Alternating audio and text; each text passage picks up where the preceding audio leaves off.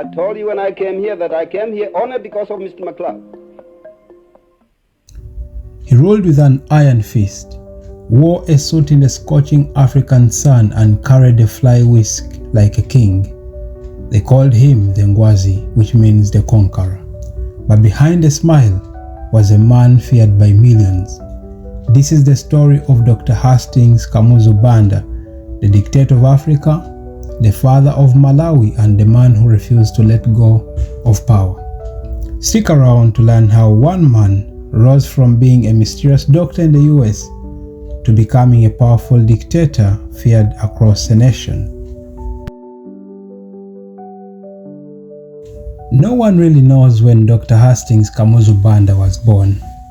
Some say 1898 and others say 1906, but even his real name is a mystery.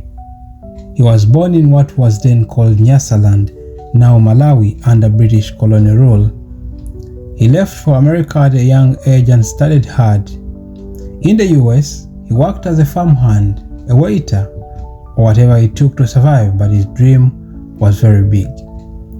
He studied medicine in the UK and later qualified as a doctor in the UK. Very smart, focused, but quiet young man. He stayed away from politics for years, but when he returned to Africa, everything changed. In 1958, Banda returned to Nyasaland, where people were so happy to receive him as a savior, a well-traveled, educated African man ready to lead them out of colonial chains.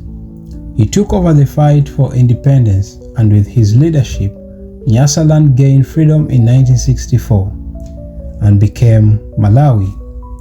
So he became the Prime Minister of Malawi, then declared himself President. I mean the life President of Malawi, and that's where the problem came from.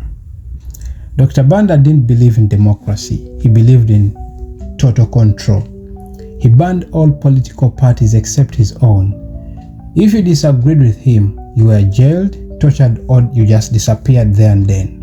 He built a cult around himself. People were forced to hang his portraits in their homes, shops, and even churches. His face was everywhere, and it was not by choice, but by force.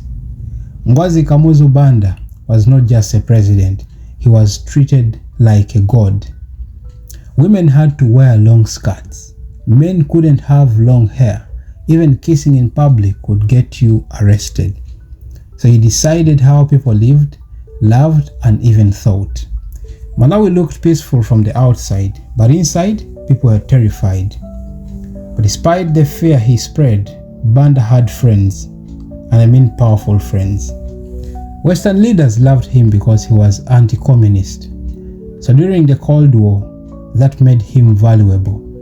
He traveled in private jets, met global leaders, and lived in luxury, while most Malawians struggled to eat. But no dictator rules forever. By the early 1990s, pressure started building. The world was changing. Other dictators were falling. Malawians began to speak up. People were tired of fear, tired of silence, and finally tired of Kamuzu Banda. So in 1993, a history vote was held, or historical vote. The people chose multi-party democracy, and Banda was forced to allow elections. In 1994, after 30 years in power, Dr. Banda lost an election. For the first time, someone else became the president of Malawi. Kamuzu Banda stepped down quietly. No coup, no bloodshed, just silence. And later on he died just a few years later in 1997. Imagine a man who once ruled everything, now gone. Some say he built Malawi. He invented or invested in roads, schools, and hospitals. But others say he crushed its spirit with fear, torture, and dictatorship. Even today, older generations call him father and founder, while younger people call him a tyrant. But one thing is certain, Malawi will never forget Dr. Hastings Kamuzu Banda. from mystery man to mighty ruler and finally a fallen dictator. Kamuzu Banda's story is a reminder that power, when unchecked, can turn a liberator into a monster. I guess you've seen so many of our African presidents who came or who were once liberators, but right now they are tormentors. Anyway, hopefully you've learned something. Like, comment and subscribe if you love true African stories told with truth and power. I know some truth is, hard to bear, but we have to take it. Thank you so much for watching.